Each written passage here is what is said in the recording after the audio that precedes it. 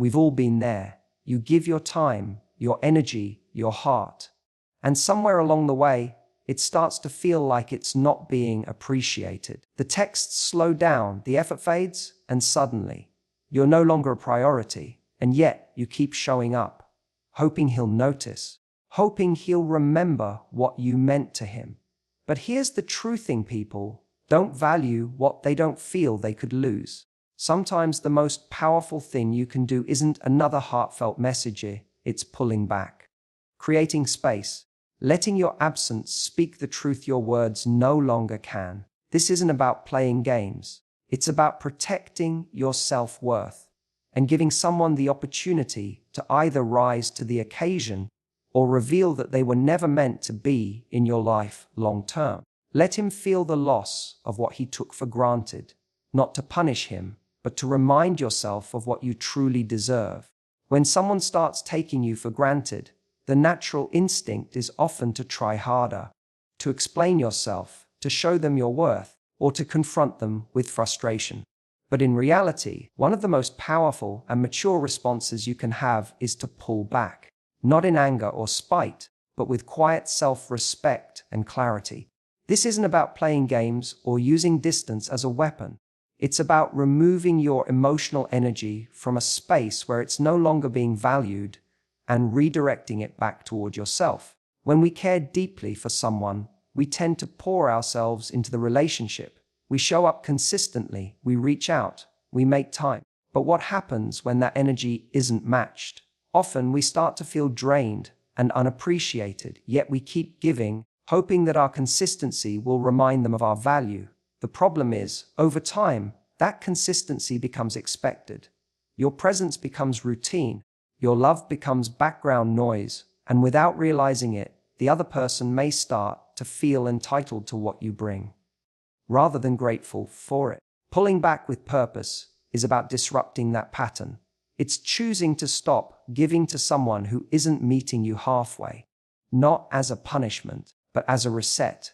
You're giving the relationship space to breathe, and more importantly, giving yourself space to reflect. You're saying, if you can't recognize the value of me when I'm here, then you'll have to experience what it's like when I'm not. This isn't easy, especially when your heart is involved, when you genuinely care for someone and want things to work. It can feel counterintuitive, but it's not cold or manipulative. It's strong. Emotional maturity means knowing when to stop investing energy in someone who isn't showing you the same care in return. You're not cutting them off with silence or ghosting them to hurt them. You're simply choosing to step back so you can stop over-functioning in a dynamic that isn't balanced. In relationships, effort should never be one-sided. You shouldn't be the only one initiating conversations, planning time together, or carrying the emotional load. When that becomes the norm, it sends a message that you're willing to tolerate the bare minimum. Over time, that creates resentment and exhaustion. Pulling back breaks that cycle.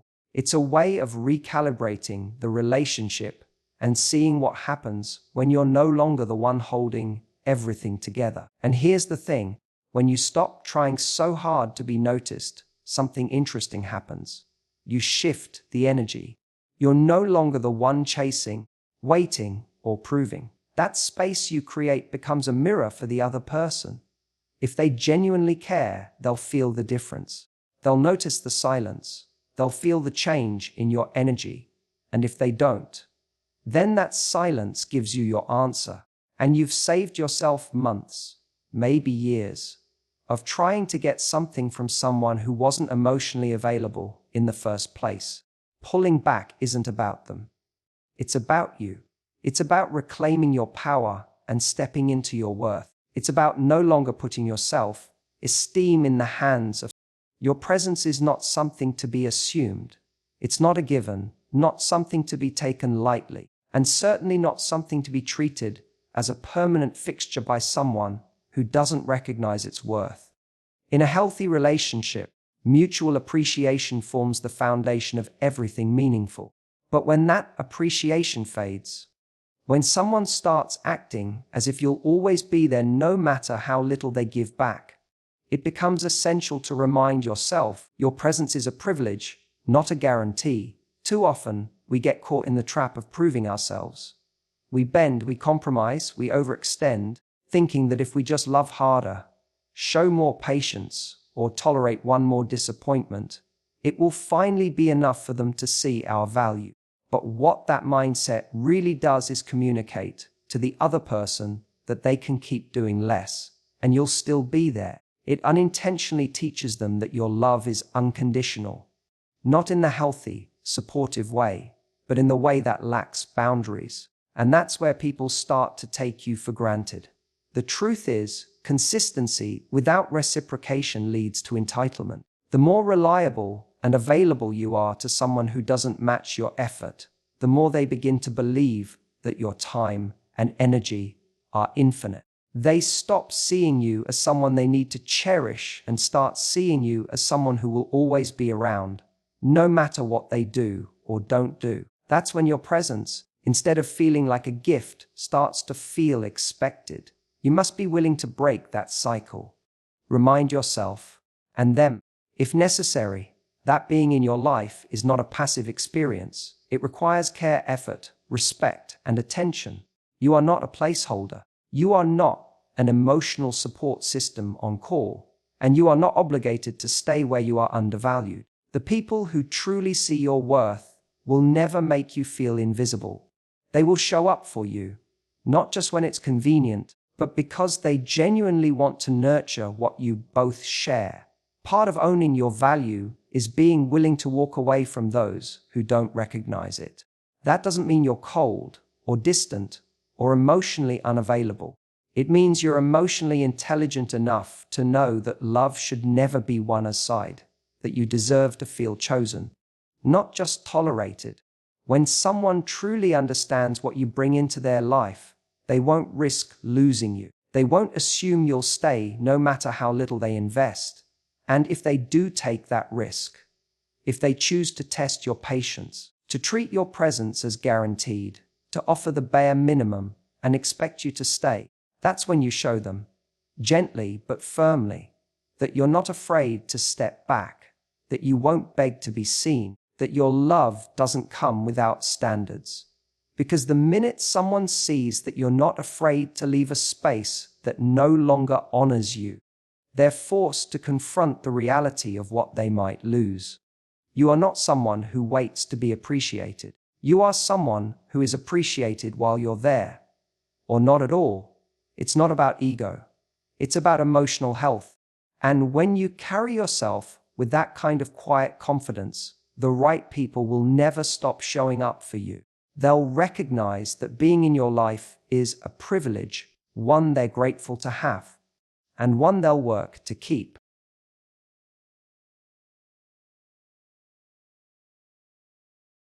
There's a power in silence that words can't always match. When someone has taken you for granted, when they've stopped listening or stopped valuing your presence, sometimes the most impactful thing you can say is nothing at all. Silence, in those moments, is not weakness. It's strength. It's a boundary. It's a statement that says, I've said all I need to say. Now I'll let the absence of my voice speak for itself. People often believe that in order to be heard, they need to explain themselves over and over, to keep reaching out, to clarify their feelings, their needs, their pain.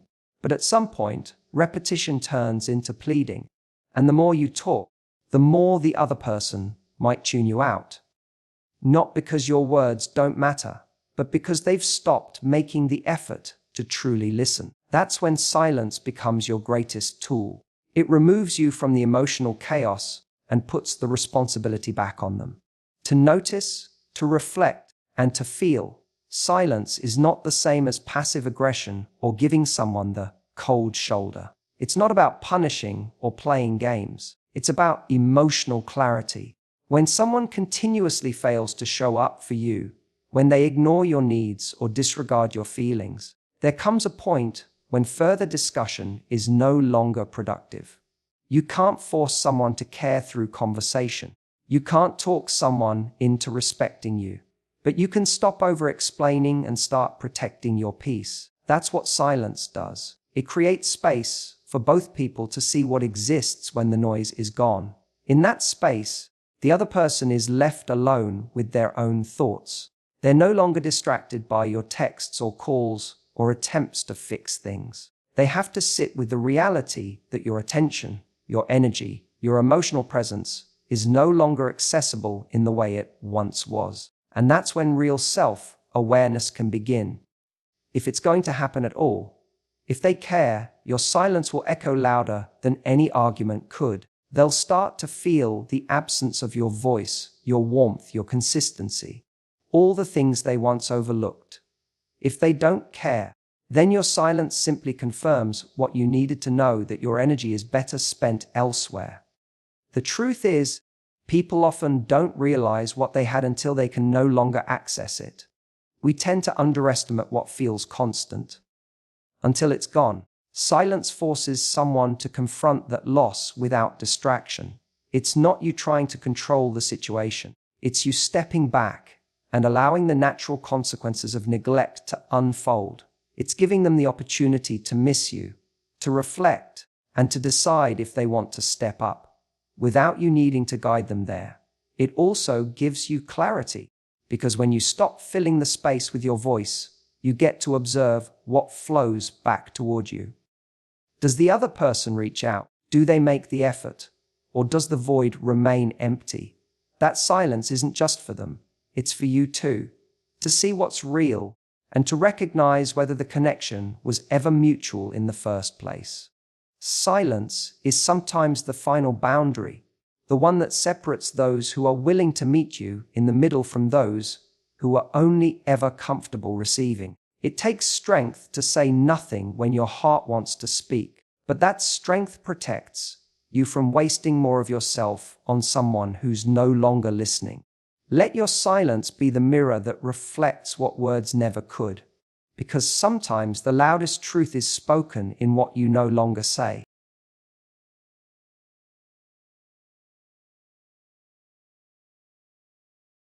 We're taught that closure comes from conversations. That if we just say the right words or get the other person to finally understand our side, we'll feel peace.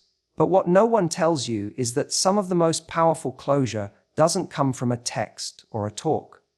It comes from silence, from stepping away, from letting the space between you say what words can't. Sometimes the only way to truly understand where you stand with someone is to stop showing up for them and see what they do with your absence. When you're deeply invested in someone, it's natural to seek clarity. You want to understand what changed, why their effort faded, or why they no longer treat you with the care they once did. That desire for understanding often leads you to over-explain, to chase answers, to ask the same questions in different ways, hoping that eventually they'll say something that makes it all make sense. But the truth is, if someone values you, you won't have to beg for clarity. Their actions will show it without you needing to ask. And if they don't, no conversation will fix that. That's where pulling back becomes more powerful than any dialogue. When you stop reaching out, stop initiating, stop filling the space with effort that isn't being returned, you create the opportunity for clarity to rise naturally.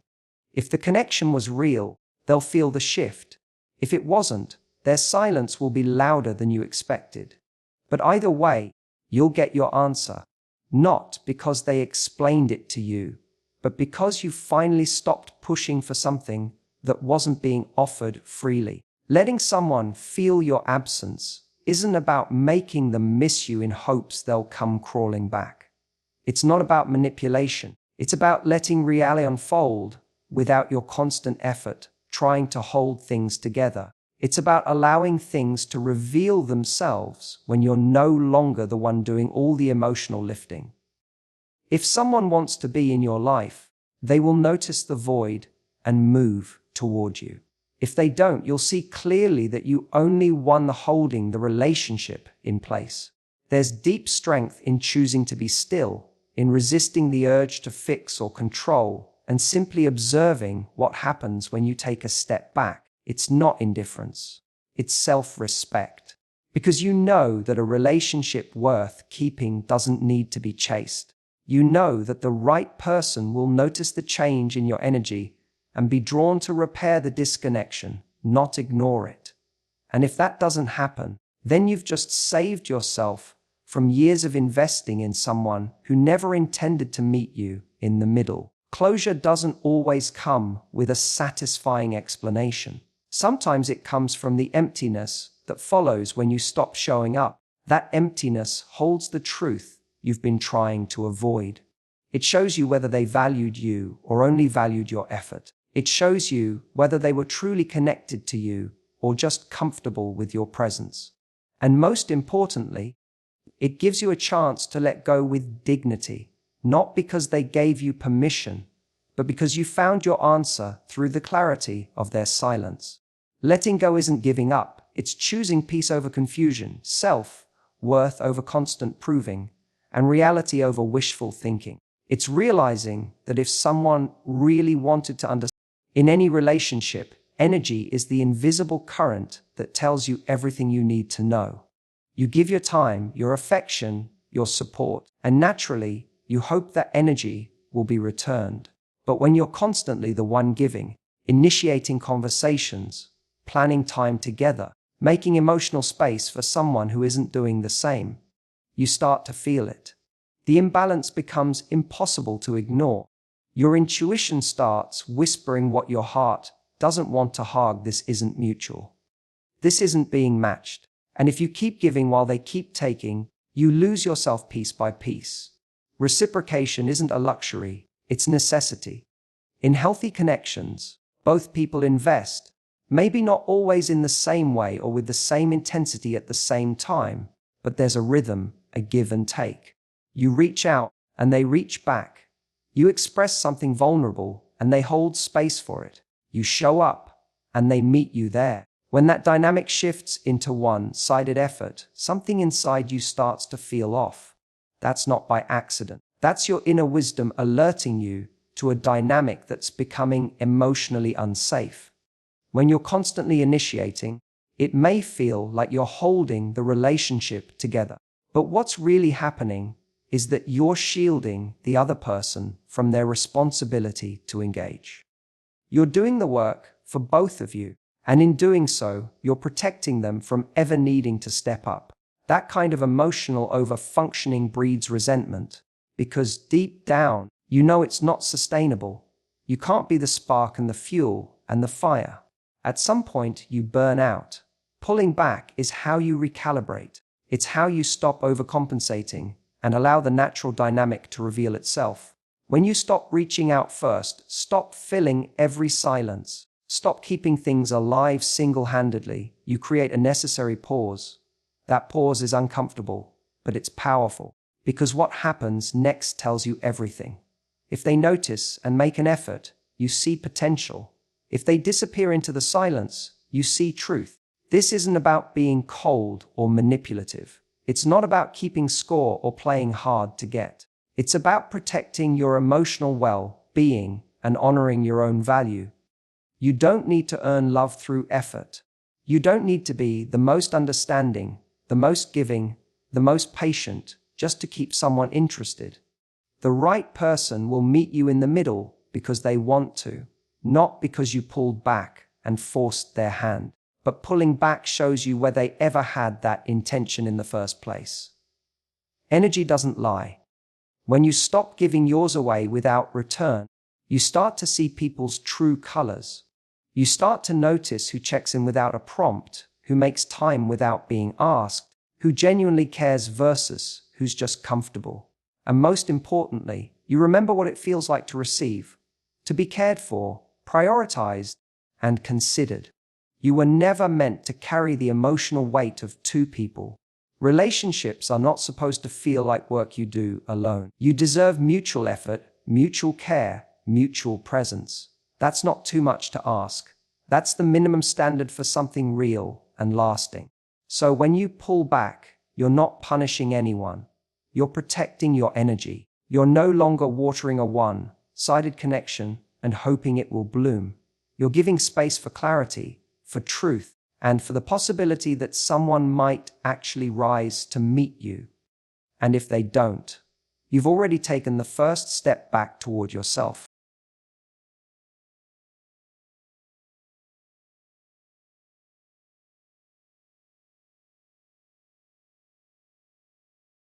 Letting someone feel your absence isn't about revenge or trying to make them suffer. It's about reclaiming your energy and stepping into a version of yourself that no longer waits to be seen.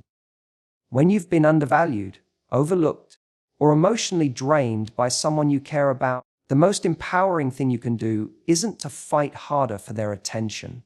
It's to walk away and focus that same energy on finding yourself again.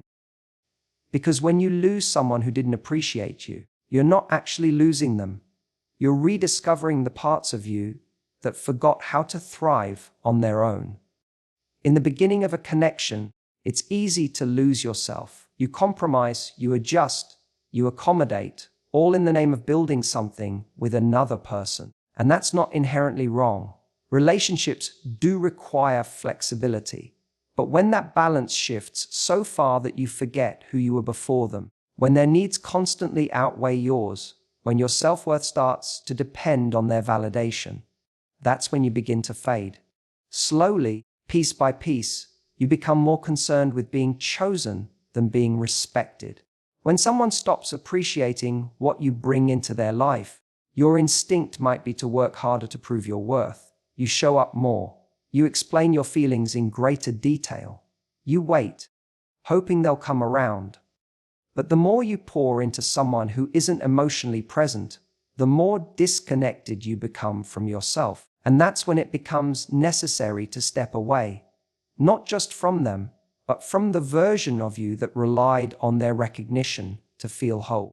Stepping away isn't an act of bitterness. It's an act of healing. It's choosing to stop investing in a dynamic that leaves you feeling empty and start investing in your own growth, joy, and self-connection. It's not just about removing them. It's about reintroducing yourself to the version of you who doesn't settle for emotional crumbs. The version who remembers that love is meant to feel safe, seen, and reciprocal. The version who knows that real connection doesn't require you to shrink or chase. There's a quiet transformation that happens when you choose yourself. At first, it may feel like loss. The absence might be loud. You may question whether you did the right thing or wonder if they'll even notice you're gone. But over time, that space starts to fill with clarity. You remember how capable you are, how whole you already were, how much you bring to the table, without needing someone else to confirm it. And the irony is, the moment you stop trying to be seen is often the moment people finally notice. Not because you played a game, but because you removed yourself from a place where your value was being ignored. Your absence speaks a truth that words couldn't. I will no longer stay where I am not respected. If they come back, it must be with more than apologies. It must be with real change, real effort, real growth. And if they don't come back at all, you still win. Because you've already found your way back to yourself. You don't need to chase anyone to prove your worth. The right person will never need your absence to realize your value. But if someone does, your distance might just be the wake-up call they never saw coming. Not because you vanished to hurt them, but because you finally remembered who you are. And once you do that, you stop begging for love and start attracting the kind that sees you from the start. So, when someone stops valuing you, when your presence becomes something they assume instead of appreciate, the strongest thing you can do is step back. Not to hurt them, not to play games, but to protect your peace and honor your worth, your love, your energy, your time. Those are gifts, not guarantees. Let your absence speak where your words no longer land. Let the silence show them what your presence truly meant. And most importantly, let that space remind you of your power, not in being chosen, but in choosing yourself. Because the right person won't need to lose you to realize your value. They'll recognize it from the start and treat it like the rare thing it is.